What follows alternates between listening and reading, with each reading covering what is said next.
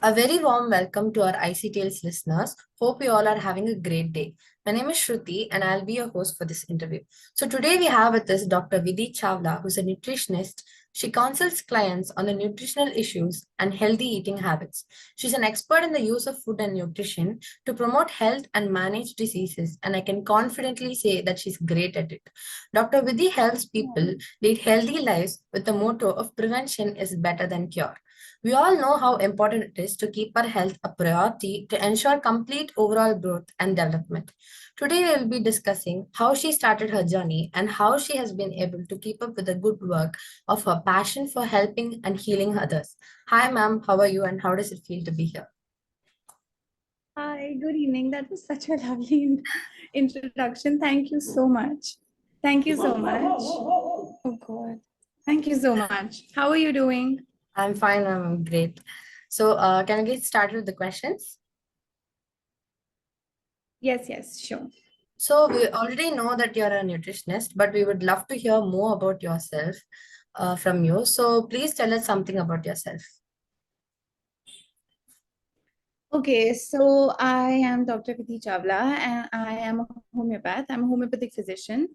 Okay. So I actually had absolutely no idea about nutrition until I was 24.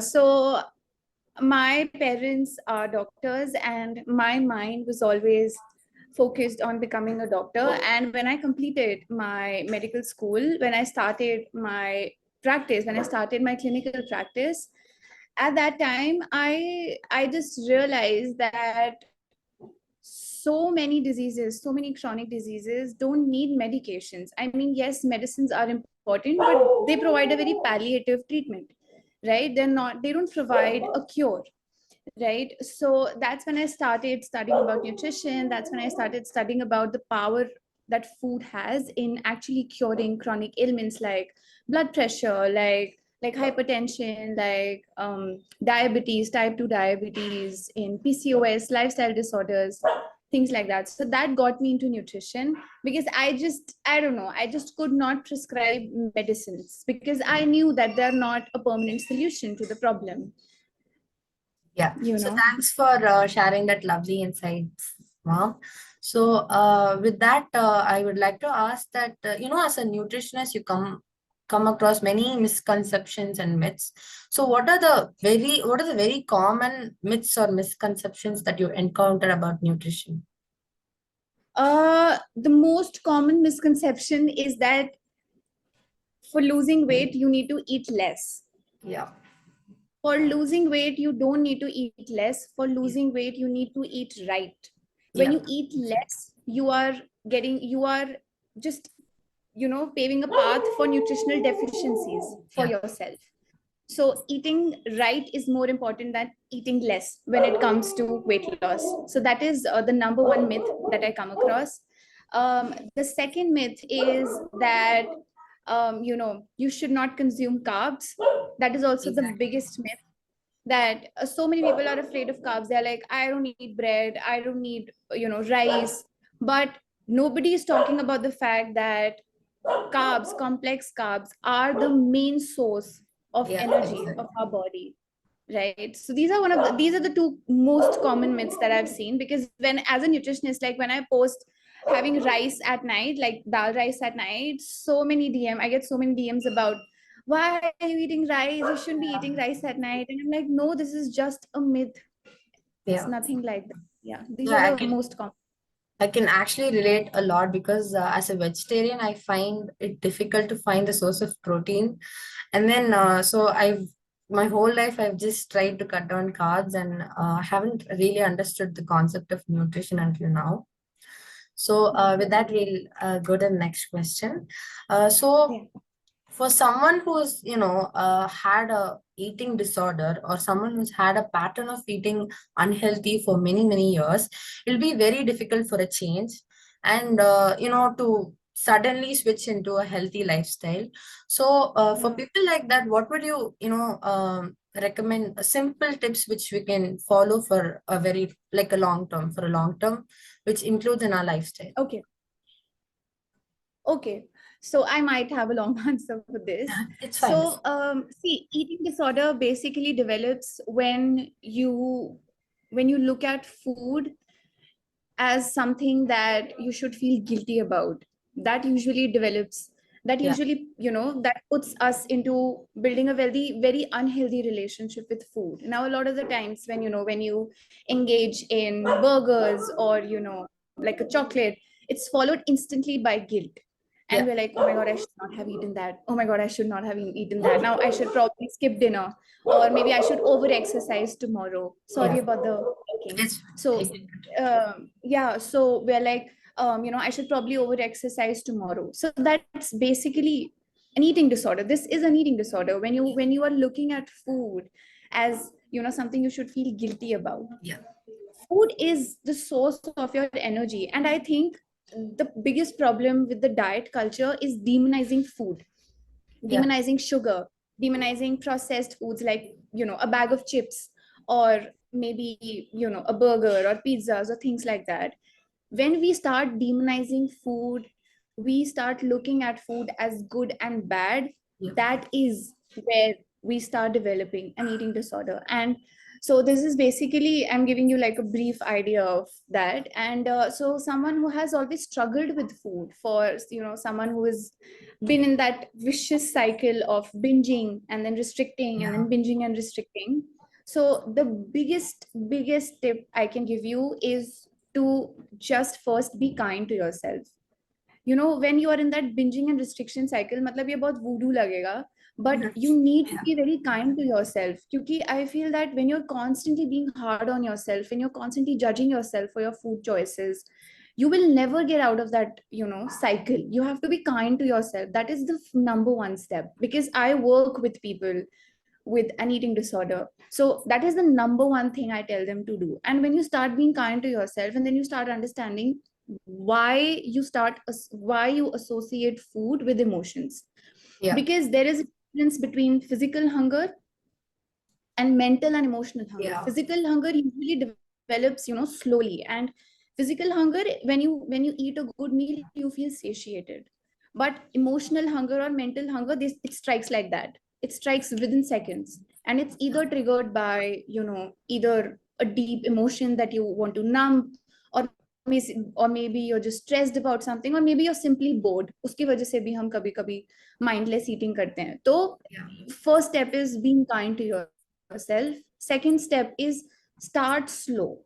Don't expect, like जो हमारा एक all or nothing mentality रहता है ना, give up the all or nothing mentality. You will not go from point zero to 100 100. in a day. It will always be 0 to 1, and sometimes it's 1 to 0 back also, and sometimes Yeah, it's 0 to 1, 1 to 2, 2 to 3, and sometimes you come back to 0. So you have to be very patient, very kind, and take it very slow. So second is stay patient and take it slow. And third obviously is stop labeling food. Stop labeling food as good and bad. yeah, My what I teach my clients, and what I do when it comes to nutrition in my life, I have a simple 80-20 rule, where I stay on track 80% of the time. Like, I'm eating good meals, and actually I enjoy eating good meals. yeah, And then rest of the 20% of the time, I give myself the space, mental space also, and physical space also, to enjoy these foods. Because we are not living in the times where our great grandfathers were living. We're living in an environment where food engineers are working so hard to make these hyper palatable foods. So you cannot escape it. Don't try to escape it. Don't do that. Just find a healthy balance. I don't know if that answered the question, and I'm sorry to yeah, so yeah. long. No, of course, it answered the question. And also, from what you said, we can come to a conclusion that, balance is key. So, but there are some people, like me, you can take, so I just follow the diet for 1 week. And then in the name of cheating, many times, I take a bag of chips and be like, it's just a bag of chips, what difference does it make? So, what's the reality, and how often can a person cheat on a meal? Yeah, can you give your insights on that? Okay, so first of all, I don't like the term cheat, because I think it's a very negative word. Like, think about it. Yeah, having a relationship and having thinking to cheat, Yeah, yeah, you know. yeah, So it just shows that we're looking at food as something that we need to feel guilty about कि यार अगर मैंने ऐसा कुछ खाया ना then I should feel guilty about it, but ऐसा बिल्कुल भी नहीं है. It's absolutely not like that. So I totally forgot your question. Can you repeat it? uh, I I just I mentioned, we often tend to cheat. I mean, I'm so sorry for repeating the word. So, how often can a person, have Okay, a how often? Yes, yes, you said how often. Okay, so see, first of all is stop addressing, you know, the foods where you are indulging in, maybe like a burger or maybe a piece of cake, pizzas, and when you go out and eat, stop thinking of it as cheat meal. Sabse pehla. Second is see, when you are eating a very healthy diet, when you are eating a diet that's high in, micronutrients, like you're eating lots of veggies because they're extremely important and they're high in fiber. You are getting enough protein. Your diet has enough carbs. It has enough healthy fats from nuts and seeds. You are going to feel so good कि मन ही नहीं करेगा. This is the yeah, fact. When you have a very balanced diet, you feel so good. You feel so energetic. Your mood is so nice. Energy levels are so consistent. You sleep well, so you don't even feel like eating. But eat. of course, I feel once a week, twice a week, you do feel like, okay, now I want to relax and maybe order something. So I would suggest 1 to 2 times is good. But of course, if you're consuming biscuits or chips or cookies and chocolates every day, then I won't count it as, I would count it as, cheat Eat. meal. So that explains how important it is to eat the right way. So, Yes. with that, that reminds me of my next question. How important do you think physical activity is? Because there are some people, who'd like to take the lazy route, saying that I will eat anything and I will exercise. There are some people who are like, I would starve myself and exercise more. So, how important do you think physical activity, and how frequently is it required for her? Okay. So, okay, so physical activity, first of all, I know so many people look at physical activity as a compensation for their dietary sins. I've Yeah, heard this before when people are like I just mentioned, right? That I ate something and I'm going to over exercise. I'm going to exercise for 2 hours tomorrow, or maybe yeah, I will do a run also and strength training also. So people have that mindset. Exercise is very, very different from your diet, and it is definitely not a way to repent your dietary sins. It is not that. okay, Exercise is important because it improves your metabolism. One, it builds your muscle mass and it yeah, improves your stamina, yeah. right, which is important for your overall health. Okay. So yes. So I suggest exercising 5 to 6 times a week. जिसमें से I feel three or four sessions should be strength training sessions where you are lifting weights. I'm not saying very heavy weights, Yeah, but moderately heavy weights you are lifting. One session should be like a cardio session, and one should be like a stretching session. So 5 to 6 times I do recommend, and I don't recommend exercising for more than 45 or 50 minutes because your glycogen is getting depleted when you're exercising. So you only have limited amount of glycogen, right? Glycogen is basically carbs. You yeah, Carbs are broken down into glucose, which is converted into, yeah. So basically you when people over exercise, they start burning their muscle mass. They start depleting their protein stores. So I don't recommend exercising more than 45 to 50 minutes, max 60. But so basically 5 to 6 days a week and 45 to 60 minutes is enough, yeah. more than enough. Okay. So that is something which, we actually needed to hear. And with that, that reminds me, majority of the people go to the gym and work out every day. And those people who work out every day, consume protein powders and creatines and all that on a regular basis. So Yes. there are also, contradicting to that, there are people, influencers on Instagram saying that, you know, protein powders are unhealthy, and there are others who say it's just nothing, it's just milk solids from milk and all that. So what is your opinion on that? Okay, so I have a very neutral opinion in this. Okay. I'll tell you why. See, because when I on Instagram, I am there as a doctor and as a nutritionist. So I feel I have that responsibility of not sharing incorrect information. Yeah. And when I see patients in my clinic, when I see my clients, I always tell them that don't follow general information that you see on Instagram. See, because let's compare your and my lifestyle and your and my body. Your body is very different from my body. Your metabolism, right? Your family history, the diseases that run in your family, the diseases that run in my family, right? Your medical history, my medical history, your lifestyle, everything is different from mine.